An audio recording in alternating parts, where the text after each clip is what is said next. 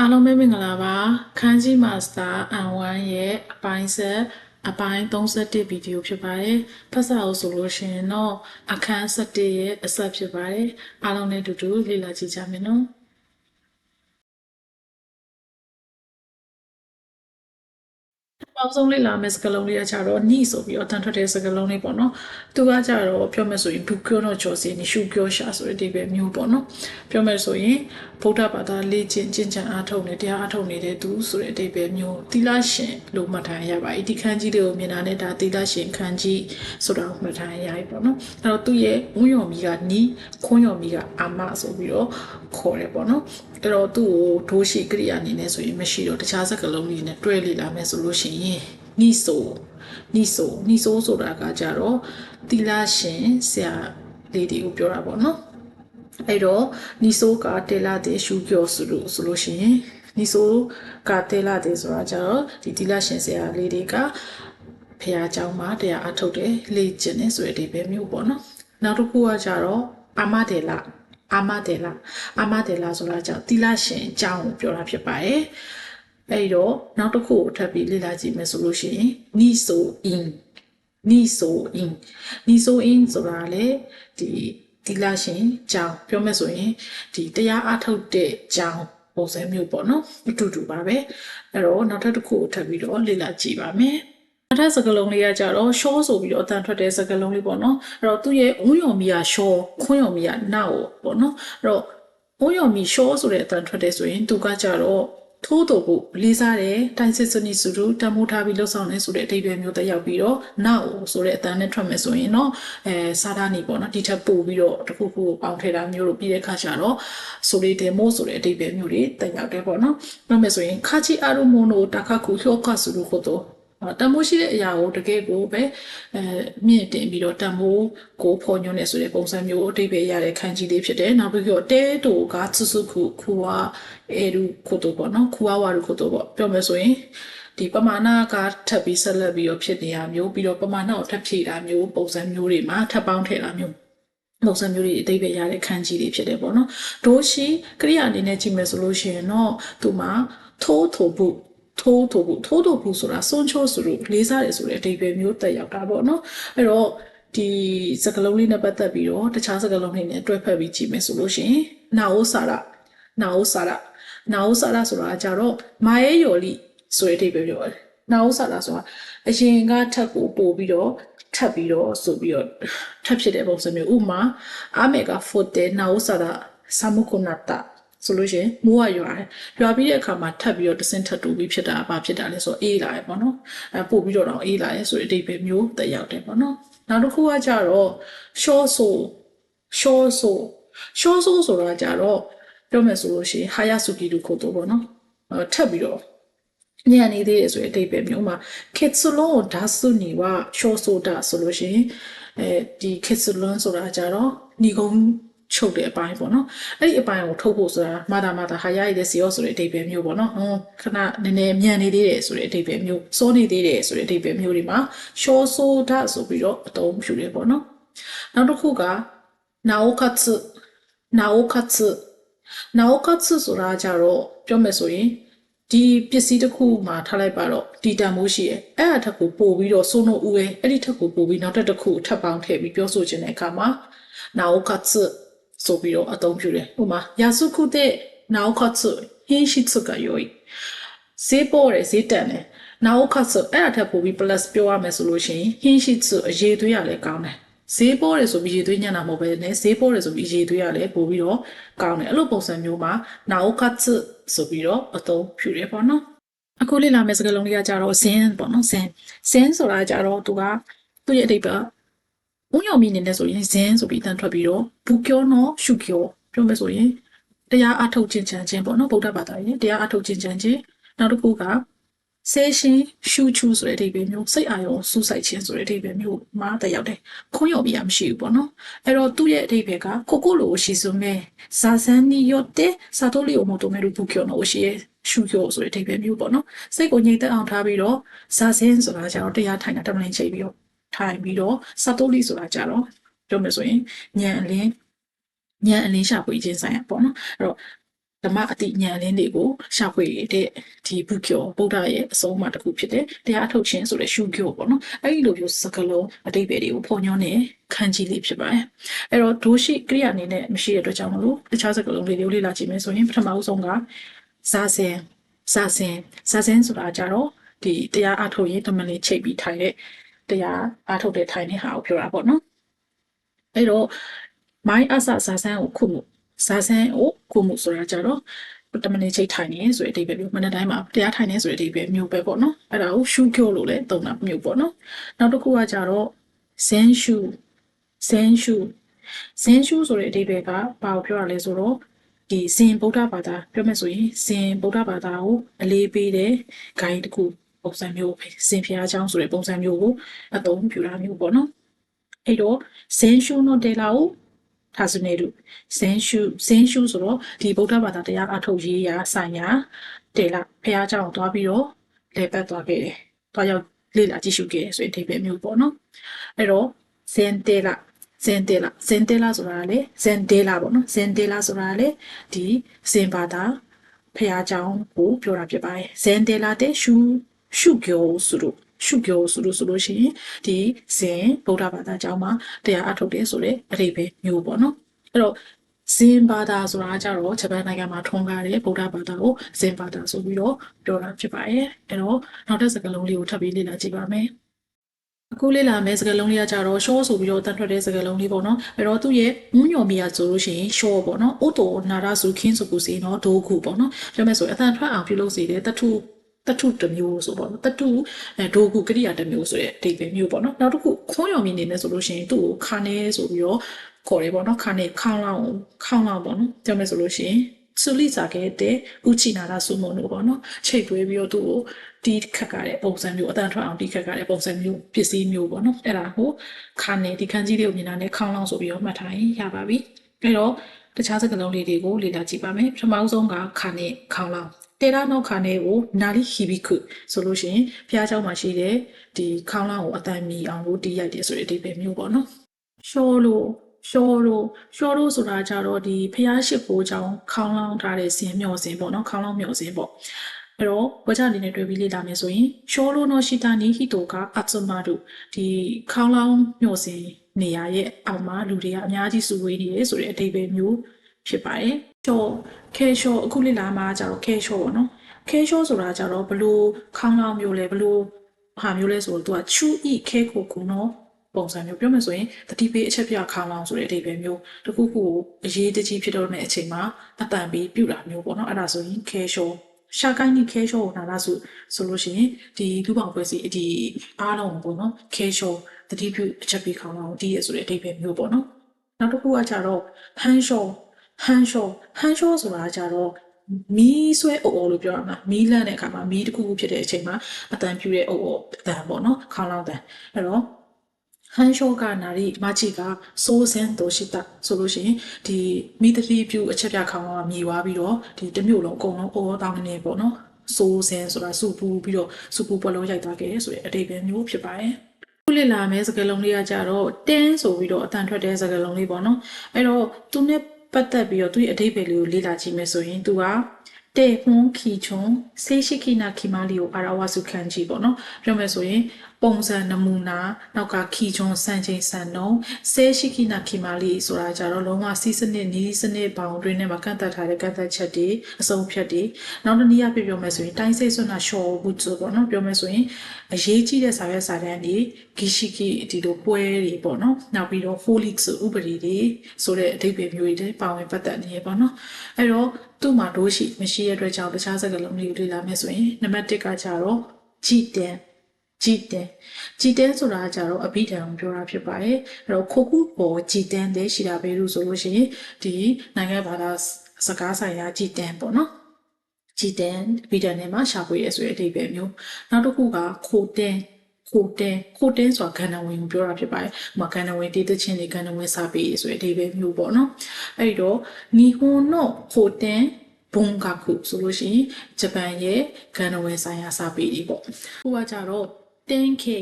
10k ဆိုတာကြတော့ဒီကိုစားပြုဥပမာဆိုတဲ့အဓိပ္ပာယ်မျိုးပေါ့နော်အဲ့တော့ရှစ်ပိုင်းတော့ 10k တာဆိုလို့ရှိရင်ဆုံးရှုံးမှုအတွက်ကိုဥပမာပြု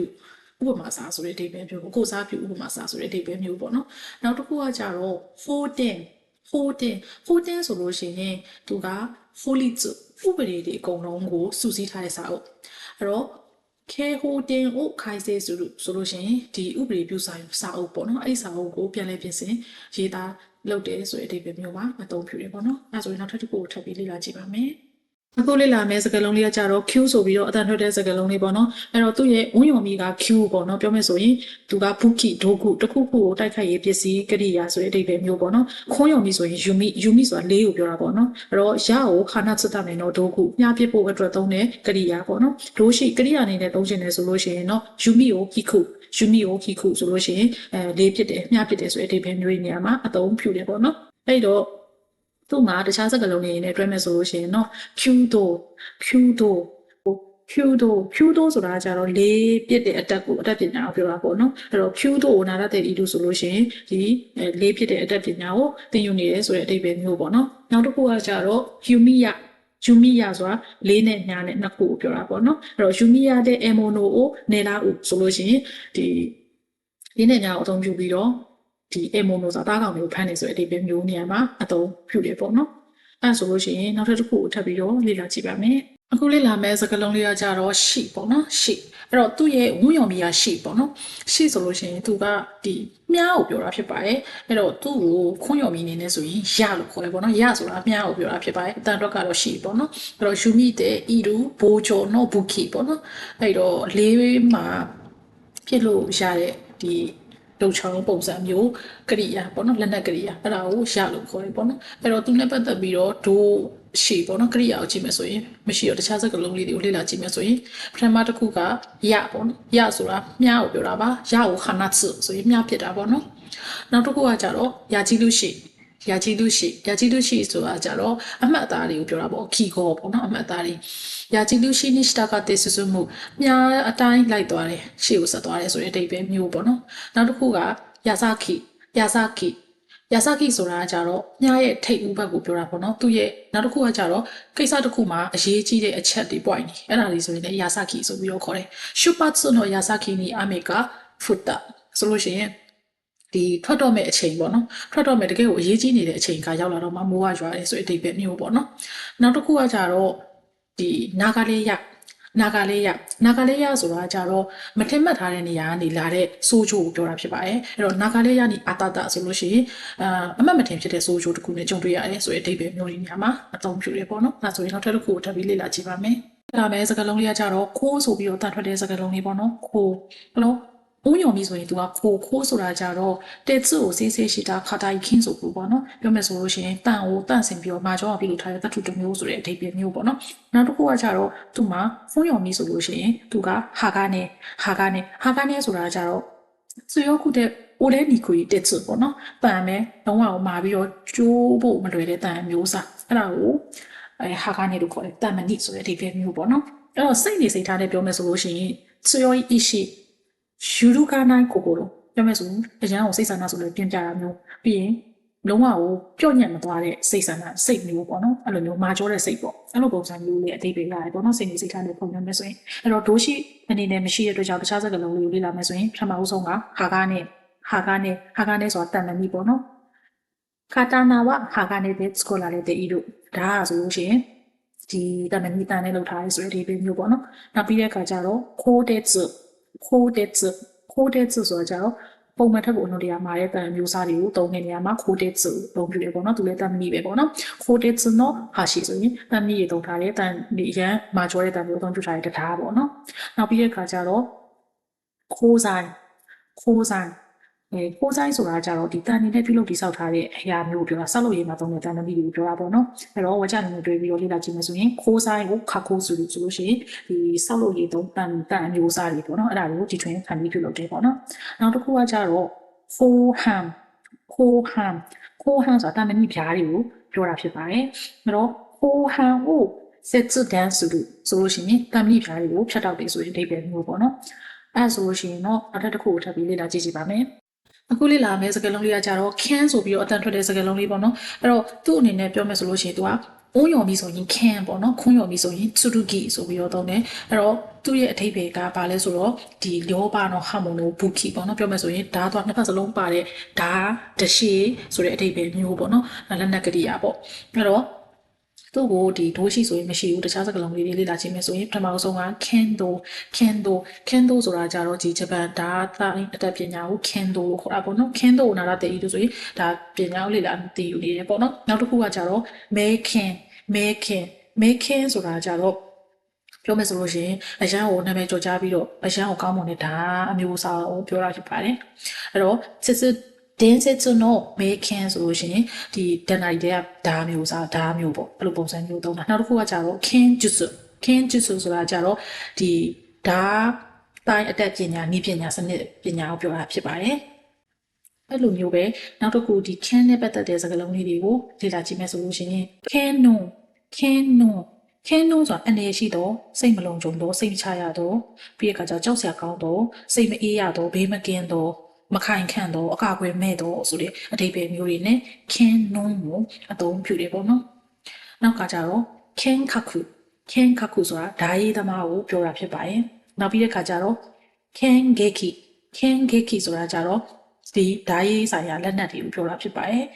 အခုလေ့လာမယ်စကားလုံးလေးကကြတော့စဆိုပြီးတော့အတန်ထွက်တဲ့စကားလုံးလေးပေါ့နော်ဒီခန်းကြီးလေးကိုမြင်တာနဲ့သူကဒီကွင်းဆက်ပေါ့နော်ဟိုတန်ကြိုးဆိုလဲတန်ကြိုးကွင်းဆက်တန်ကြိုးတွေကိုပြောတာမျိုးဆိုပြီးတော့မှတ်ထားရင်ရတယ်ပေါ့နော်အဲ့တော့သူ့ကိုမွန်းယော်မီနေနဲ့ဆိုရင်စဆွနာကီထိုမဲလူခင်းဆိုကူနော်ဝဆိုတဲ့အဓိပ္ပာယ်မျိုးပေါ့နော်ပြောမယ်ဆိုလို့ရှိရင်တခုခုကိုချိတ်ဆက်ပြီးတော့ဟိုစာထိုမဲလူရက်တန့်စေဖို့အတွက်တထုပုံစံမျိုးပေါ့နော်ချိုးပုံစံမျိုးဆိုတဲ့အဓိပ္ပာယ်မျိုးပါအဓိပ္ပာယ်မျိုးတက်ရောက်တယ်ပေါ့နော်အဲ့တော့နောက်တစ်ခုကကြတော့ဒီအရာဝတ္ထုကိုချီနှောင်ဖို့အတွက်ချီတောင်ဖို့အသုံးပြုတဲ့အရာမျိုးပေါ့နော်မိုနိုတနာဂူရှီဘိုဒူမိုနိုပေါ့နော်အဲ့တော့ခုစာတိတန်ကျိုးဆိုပြီးတော့ခွန်ရော်မီမှာအသုံးပြုတယ်ပေါ့နော်အဲ့တော့ဒိုးရှိကရိယာအနေနဲ့ဆိုလို့ရှိရင်တိုစားစုဆိုပြီးတော့အသုံးပြုတယ်တိုစားစုဆိုတဲ့အဓိပ္ပာယ်ကပြောမယ်ဆိုရင်ပိတ်တာဆိုတဲ့အဓိပ္ပာယ်မျိုးပေါ့နော်ဒါပေမဲ့တိတ်ပြီးတော့အခုနောက်ပိုင်းတော့တိတ်ပြီးတော့မသုံးဘူးပေါ့နော်အဲ့တော့တခြားစကားလုံးလေးတွေကိုလေ့လာကြည့်မယ်ဆိုရင်ပထမဆုံးကခုစာလီဆိုတာတန်ကြိုးကိုပြောတာပေါ့နော်ကြိုးတွေပေါ့အဲ့တော့မိုးနီခုစာလီကိုခတ်ခဲ့လို့ဆိုရင်တကားအပေါဝါမှာဆိုလို့ရှိရင်တန်ကြိုးတွေကိုချီနှောင်ထားရဲဆိုတဲ့အဓိပ္ပာယ်မျိုးပေါ့နော်နောက်တစ်ခုကကြတော့စခိုခုဆိုတဲ့အဓိပ္ပာယ်ကဘာကိုပြောလဲဆိုတော့တစ်ဖက်ပိတ်ပုံစံမျိုးပြောမယ်ဆိုလို့ရှိရင်ဥပမာစခိုခုဆိုတာဒီတကူတော်ဝါဒအထီးပြောမယ်ဆိုတကားပိတ်ဝါဒအဲ့လိုပုံစံမျိုးအသုံးပြုလို့ရတယ်ပေါ့နော်တခုခုနိုင်ငံဆိုလို့ရှိရင်လည်းတခြားနိုင်ငံတွေနဲ့ဘာမှလုံးဝမဆက်သွယ်ပဲနဲ့ကိုယ်နိုင်ငံတစ်နိုင်ငံတွေကိုပဲနေတာမျိုးအဲ့လိုပုံစံမျိုးကိုစခိုခုလို့ခေါ်တယ်ပေါ့နော်အဲ့တော့အေဒိုဂျီတိုင်းတော့စခိုခုဆိုလို့ရှိရင်အေဒိုခေတုံးကတစ်ဖက်ပိတ်နိုင်ငံအနေထားဆိုတဲ့ပုံစံမျိုးကိုပြောတာပေါ့နော်နောက်တစ်ခုကကြတော့လန်းဆဆိုတာကြတော့suki တို့စွနာကူပေါ့နော်ပြောမယ်ဆိုရင်စွနာကာတို့တခုပြီးတခုနောက်ထပ်ထပ်ပြီးတော့ချိတ်ဆက်သွားတာမျိုးကိုကြတော့လန်းဆကွင်းဆက်လို့ပြောတာမျိုးပေါ့နော်ဂျီကန်ကလန်းဆဆိုလို့ရှိရင်ဒီဖြစ်ရမှန်ဒီအဖြစ်အပျက်မှာဆိုလို့ရှိရင်ချိတ်ဆက်တွေအများကြီးရှိရဆိုတဲ့အဓိပ္ပာယ်မျိုးကိုအသုံးပြုတာဖြစ်ပါတယ်နောက်တစ်ခုကကြတော့စခိုဆိုတာညှက်ရိုးကိုပြောတာပေါ့နော်အဲ့တော့ဒီလေဘင်းနဲ့ပခုံးနဲ့ကြားမှာရှိတဲ့စွနာကုခိုနေပေါ့နော်အညိုအယိုးညက်ရိုးကိုပြောတာဖြစ်ပါတယ်စခိုကုကိုခိုဆက်ချရှိမှာしたဆိုရင်ညက်ရိုးကျိုးသွားတာကိုပြောတာပေါ့နော်အဲ့တော့နောက်ထပ်တစ်ခုကိုထပ်ပြီးတော့လေ့လာကြည့်ပါမယ်အခုလေ့လာမယ့်စကားလုံးလေးကကြတော့ကြီးဆိုပြီးတော့တန်ထွက်တဲ့စကားလုံးလေးပေါ့နော်ဒီခန်းကြီးကိုမြင်တာနဲ့ဆာမူရိုင်းဒီဓာသမားပေါ့နော်အဲ့လိုပုံစံမျိုးမှတ်ထားရင်ရရပေါ့နော်အဲ့တော့သူ့ရဲ့ဒီအုံးယုံမှုဆိုလို့ရှိရင်သူကကြီးပေါ့နော်ကြီးဆိုတာကြတော့ツカエル人ပေါ့နော်ツカエル人ဆိုတာဘာလဲဆိုတော့အမှုထမ်းတာမျိုးကိုပြောတာဘာလို့မအစီခံတာအမှုထမ်းတာတရားရောစီမှာအဲ့လိုပုံစံမျိုးနောက်ပြီးတဲ့အခါကျတော့ခွန်းယုံပြီဆိုလို့ရှိရင်သူကဆာမူရိုင်းဆိုတာဆာမူရိုင်းဒါသမားဒီဆာမူရိုင်းစစ်တီတော့ကိုပြောတာဖြစ်ပါတယ်အဲ့တော့သူ့ရဲ့အဓိပ္ပာယ်ကဘာကိုပြောချင်တာလဲဆိုတော့ဥမာဆိုရှင်ရှုခွန်နီツカエပြောမယ်ဆိုလို့ရှိရင်တာခဲရှိကိုမိုတဲယာခုမဲကိုဟာတာဆူရှိတော့ ပေါ့နော်အဲ့တော့ဂျပန်အနေနဲ့ပြောမယ်ဆိုလို့ရှိရင်တော့သူကဒီသခင်ပေါ့နော်ကိုယ့်ရဲ့ဒီသခင်ကိုအမှုထမ်းပြီးတော့ကိုယ်ခံပညာရေးပါရေးနဲ့သူ့ရဲ့တာဝန်ကိုသူကျေပွန်အောင်လုပ်ဆောင်နေသူဆိုတဲ့အဓိပ္ပာယ်မျိုးတက်ရောက်တယ်အဲ့တော့ဒီခန်းကြီးလေးတွေမှာနောက်တစ်ခုအနေနဲ့ဘလို့အဓိပ္ပာယ်လေးတက်ရောက်နေလဲဆိုတော့သူကချူကီပေါ့နော်ချူကီတို့မဲယော်လို့စစ်စုကီတို့အဲ့ဒီအဓိပ္ပာယ်မျိုးတွေလည်းပါတယ်ချူကီဆိုတာတစ္ဆာစောက်တည်မှုမဲယော်ဆိုတာဂုံတိတ်ခါဂုံတစ်ခုအတွက်ပေါ့နော်နောက်ပြီးတဲ့ခါကျတော့စစ်စုကီဆိုတာဘာကိုပြောရလဲဆိုတော့ဟီတိုတိုရှိတဲ့တာတာရှိမိချီကိုခါတာခုမမိုးလို့ဆိုတဲ့အဓိပ္ပာယ်မျိုးပြောမယ်ဆိုလို့ရှိရင်ကိုကျင်တရားကိုစောက်ထိန်နေဆိုတဲ့အဓိပ္ပာယ်မျိုးလူတရားအနေနဲ့မှန်ကန်တဲ့နီလန်းကိုလုံးဝကိုကြင်ကြံအားထုတ်ပြီးတိတ်နေတဲ့တိုင်းနေထိုင်သွားရဆိုတဲ့အဓိပ္ပာယ်မျိုးအနေနဲ့လည်းတက်ရောက်တဲ့ခန်းကြီးလေးဖြစ်တယ်ပေါ့နော်အဲ့တော့တခြားစကားလုံးလေးတွေကိုလေ့လာကြည့်ပါမယ်အဲ့တော့တခြားစကားလုံးလေးတွေကိုလေ့လာကြည့်မယ်ဆိုရင်ကြီးကျော်ကြီးချော်ဆိုတာကြောင့်ဥမာမိဖုရားတို့ဘာလို့ရဲ့ဖိနာမှာခိုင်းစီပေါ့နော်ပြောမဆိုရင်အစီကံလက်ပါစီဒီမိကလေးအမျိုးသမီးငယ်တွေကိုပြောတာမျိုးပေါ့နော်နောက်တစ်ခုကကြတော့ဂျီဟီဆိုတာကကြတော့ရန်ရွှေတော်တို့အပြိုတော်တို့ကိုဂျီဟီလို့ခေါ်တယ်ပေါ့နော်နောက်တစ်ခုကကြတော့ဒီဂျီဂျူပေါ့နော်ဂျီဂျူဆိုတာရှေ့ခေတ်ဒီဘယင်တွေရဲ့အိမ်တော်ဝန်တွေကိုပြောတာပေါ့နော်အဲ့ဒီလိုမျိုးပဲနောက်ကဂျီဆိုင်ဆိုတာကြတော့ခရစ်ယာန်ဘုန်းကြီးကျောင်းတွေမှာဆိုလို့ရှိရင်ဘုန်းကြီးတွေရဲ့ဝေယဝိစာတွေကိုလုပ်ပေးရတဲ့သူပြောမယ်ဆိုမြန်မာမှာဆိုရင်ကပိယဆိုတဲ့တပည့်ချင်းဆိုတဲ့အဓိပ္ပာယ်မျိုးတက်ရောက်တယ်ပေါ့နော်နောက်တစ်ခုကကြတော့ဒီဂျီရှာဆိုလို့ရှိရင်အဆောက်ပြောမယ်အချွေရန်ဆိုတဲ့အဓိပ္ပာယ်မျိုးနဲ့ဂျီရှာကိုအသုံးပြုတယ်ပေါ့နော်နောက်တစ်ခုကကြတော့ဒီ GA ဆိုလို့ရှိရင်သူကကိုရန်တော်အနေနဲ့အသုံးပြုတာပေါ့နော်နောက်တစ်ခုကကြတော့ကြည်ရှင်ဆိုတာကြတော့နန်းတွင်းသူနန်းတွဲသားတွေပြောမဆိုရင်အဆောက်တွေအဖို့တွေအဲ့လိုပုံစံမျိုးကိုပြောတာဖြစ်ပါတယ်အခုလေးလာမယ့်စကားလုံးလေးကကြတော့ခီဆိုပြီးတော့အတန်ထွက်တဲ့စကားလုံးလေးပေါ့နော်အဲ့တော့သူ့ရဲ့ဥယျာဉ်မီယာခီခွန်းယျာဉ်မီယာမရှိဘူးပေါ့နော်အဲ့တော့သူ့ကို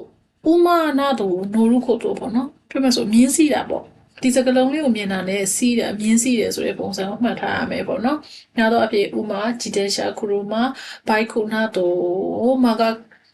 တာကတဲ့နိုရုခုတော့ပေါ့နော်။ပြောမယ်ဆိုခွစီရဆိုတဲ့ပုံစံမျိုးပေါ့နော်။မြင်းပဲဖြစ်ဖြစ်စပိန်ပဲဖြစ်ဖြစ်စိုက်ကဲပဲဖြစ်ဖြစ်ပေါ့နော်။အဲ့တော့နောက်တစ်ခုကကြတော့ဒီညာတော့အဖြစ်မြင်းစီးတဲ့ဘက်မှာပဲတုံးတာပို့ပြီးတော့များတယ်ပေါ့နော်။တခြားစကားလုံးလေးတွေကိုလေ့လာကြည့်မယ်ဆိုရင်ပထမဆုံးကခိဘဆိုတာကြတော့မြင်းစီချင်းကိုပြောတာဖြစ်ပါတယ်နောက်တစ်ခုကကြတော့ကိရှိဆိုတာကြတော့မြင်းစီပြီးတော့စစ်တိုက်တာကိုပြောတာပေါ့နော်နောက်တစ်ခုကခိဟဲဆိုတာကြတော့မြင်းစီပြီးတော့တိုက်ပွဲဝင်တဲ့စစ်သားတွေကိုပြောတာဖြစ်ပါတယ်ဟဲဆိုတာစစ်သားဆိုတော့လေနောက်တစ်ခုကကြတော့ခိချောဆိုတာမြင်းစီချင်းကိုပြောတာဖြစ်ပါတယ်နောက်တစ်ခုကကြတော့ikki uchiဆိုတာဘာကိုပြောရလဲဆိုတော့ပြောမှဆိုရင်တယောက်ချင်းစီတိုက်တာလို့ပြောရမလားမှာဆိုလို့ရှိရင်တယောက်ချင်းစီဟိုဘက်ကောင်ဆောင်နဲ့ဒီဘက်ကောင်ဆောင်နဲ့တူးချင်းစီထိတိုက်တာမျိုးအဲ့ဒါဆိုလို့ရှိရင် ikki uchi ပေါ့နော်အဲ့ဆိုရင်နောက်ထပ်ဗီဒီယိုလေးမှာထပ်တွေ့ပါမယ်ဒီ key အထိကကြတော့သူကအခန်း7ပြီးသွားပြီပေါ့နော်အားကြောင့်မလို့အခန်း7မှာထပ်ပြီးတော့တွေ့ပါမယ်ဂျာမာတာနဲ့စကာလေးဆာမဒေးရှ်တာဘိုင်ဘိုင်